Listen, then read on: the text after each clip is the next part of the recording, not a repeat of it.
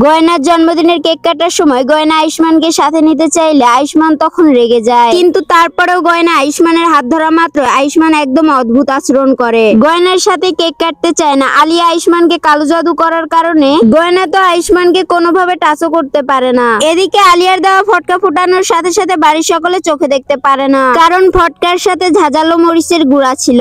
এমনটা অবস্থায় রাঘব তখন বলে, আরে গ্রামের খ্যাত ছোট লোকের জন্মদিনের অনুষ্ঠানে এর থেকে ভালো কি হতে পারে। হ্যালো ভিউয়ার্স, কেমন আছেন সবাই? আশা করি সকলে ভালো আছেন। সো ভিউয়ার্স, নিয়ে আসলাম গহনা এক গ্রাম ও মেয়ের কাহিনী ধারাবাহিক নাটকের 172তম পর্বের সুন্দর একটি এক্সপ্লেনেশন। তাই ভিডিওটির মূল টপিকে ফিরে যাওয়ার আগে এখনো যারা আমার চ্যানেলটিকে সাবস্ক্রাইব করেননি তারা অবশ্যই সাবস্ক্রাইব করবেন। সো ভিউয়ার্স, গহনা এক গ্রাম ও মেয়ের কাহিনী ধারাবাহিক নাটকের 172তম পর্বের শুরুতে আপনারা দেখতে পারবেন গহনা তার রুমে বসে কেঁদে কেঁদে বলছে, এই যা কিছু হয়েছে সবকিছু আমার নিজের দোষ। আমার কারণে আজকে ডক্টর বাবুকে সকলের সামনে অপমানিত হতে হলো। সাধারণ ছোট্ট ডান্সটুকু আমি করতে পারি না। তাছাড়া ডক্টর বাবু রাইসুন পরিবারের বড় লোকের ছেলে, আর আমি তো কৃষকের ছোট লোকের মেয়ে। তাছাড়া তো ডক্টর বাবু আমাকে ভালোবেসে আমার জন্মদিনে এত বড় অনুষ্ঠানের আয়োজন করেছে, আর আমি কিনা তার সম্মানটাই নষ্ট করলাম। সব আমারই দোষ। এবং এর পরের দৃশ্যে আমরা দেখতে পাই আলিয়া আয়ুষ্মানের কাছে ক্ষমা চাইতে গেলে রাঘব তখন আলিয়াকে বলে, আলিয়া তোমার কোনো দোষ নেই, তোমাকে ক্ষমা চাইতেও হবে না। রাঘব তখন কমলা মায়ের দিকে আঙ্গুল তুলে বলে, সব দোষ তো এই কমলাই করেছে।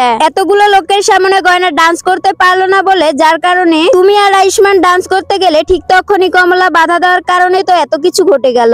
তখনই কমলা তখন বলে, কি বললেন? আপনার কাছে এটাই ঠিক মনে হলো আলিয়া আর আয়ুষ্মান একসঙ্গে ডান্স করবে? ঠিক তখনই রাঘব তখন কমলাকে হুমকি দিয়ে কথা বলে। জানকী তখন রাঘবকে ধমক দিয়ে বলে, দেখ রাঘব, আমি চাইতেছি না যে তোদের বাবা আর ছেলেদের মধ্যে এই এতগুলো মানুষের সামনে আবার কথার কাটাকাটি হোক। ঠিক তখনই আয়ুষ্মান বলে, না পিসিমা, তেমন কিছু না, বাবা তো একদম ঠিক কথা বলেছে। আজকে যা কাহিনী হলো, যা ভুল করার সবকিছু তো আমার মাই করলো। আয়ুষ্মানের এই কথা শুনে চাকরি তখন অবাক হয়ে যায় এবং সেই সাথে জানকীর সামনে গিয়ে বলে, একে দিদি, এটা কি আয়ুষ্মান? সত্যিই কি আয়ুষ্মান? আমি আবার স্বপ্ন দেখছি না তো? এই কথা শুনে আয়ুষ্মান তখন বলে, আমি তো ঠিকই বলেছি। চাকরি তখন আয়ুষ্মানের কথা শুনে বলে, তুমি তোমার মায়ের বিরুদ্ধে কথা বলছো এবং সেই সাথে তোমার বাবার পক্ষ নিচ্ছ। সেই মুহূর্তে আয়ুষ্মান তখন বলে, আমি যা সত্য তাই বলেছি, আর যে ভুল করেছে তার ভুলটা ধরিয়ে দিলাম। সেই মুহূর্তে কমলা মা তখন রেগে যায় এবং আয়ুষ্মানকে বলে, তাহলে তুই কি বলতে চাইছিস? আমি যা কিছু করেছি সব ভুল করেছি?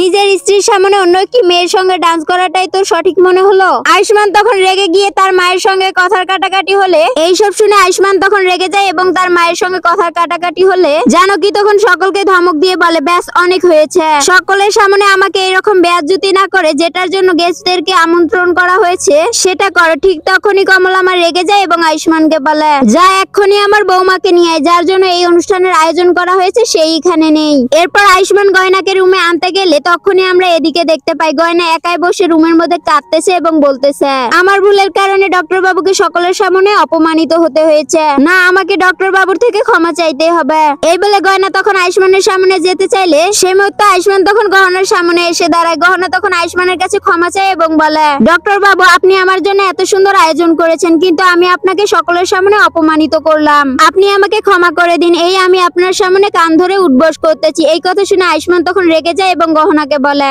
এভাবে কেউ ক্ষমা চায়? ক্ষমা চাইতে হলে সঠিক নিয়মে ক্ষমা চাও। আর হ্যাঁ, আমি তো ভুলেই গিয়েছিলাম তুমি গ্রামের মেয়ে, তোমার কাছে এর থেকে বেশি কিছু আর কি আশা করা যায়? আর হ্যাঁ, তোমাকে আমি ক্ষমা করতে পারি এক শর্তে, তোমাকে শহরের মেয়েদের মতন মডার্ন হতে হবে এবং সবার সাথে ভালো করে কথা বলতে হবে, কারণ তুমি তো আয়ুষ্মান রাইসুনের স্ত্রী। এই কথা শুনে গহনা তো আয়ুষ্মানকে কথা দেয় যে আমি শহরের মেয়েদের মতন হবে এবং সেই সাথে রাইসুন পরিবারের বউ হওয়ার চেষ্টা করব।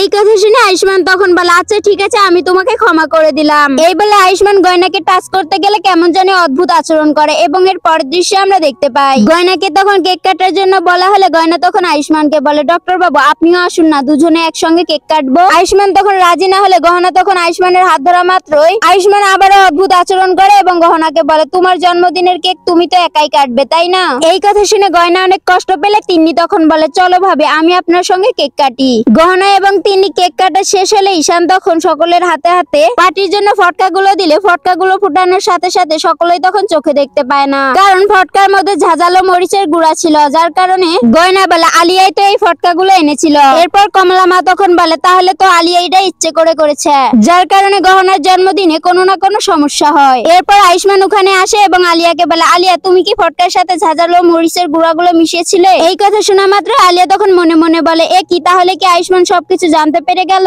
সো ভিউয়ার্স, আপনাদের কি কি মনে হয় আলিয়ার মিথ্যে কি এবার সকলের সামনে ধরা পড়ে যাবে, নাকি আলিয়া এবার উল্টো গহনার উপর দোষ চাপিয়ে দেবে? তো ভিউয়ার্স, এই ছিল গহনা এক গ্রাম ও মেয়ের কাহিনী ধারাবাহিক নাটকের 172তম পর্বের সুন্দর একটি এক্সপ্লেনেশন। তো আপনাদের কাছে কেমন লেগেছে অবশ্যই আমাকে কমেন্ট করে জানাবেন, এবং পরবর্তী ভিডিওটির এক্সপ্লেনেশন ভিডিও পেতে হলে আমাদের চ্যানেলটিকে সাবস্ক্রাইব করে আমাদের সঙ্গেই থাকবেন।